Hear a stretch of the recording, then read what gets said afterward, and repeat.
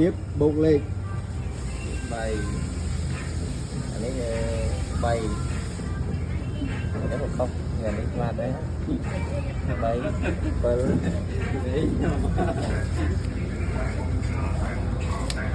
phương thảm mà không tôi bột nó không phép sao cái phép đây thảm tại nhà lịch bố nó lịch căng bố anh ấy đập bay đập buồn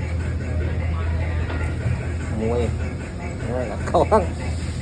để bố ở hai mùi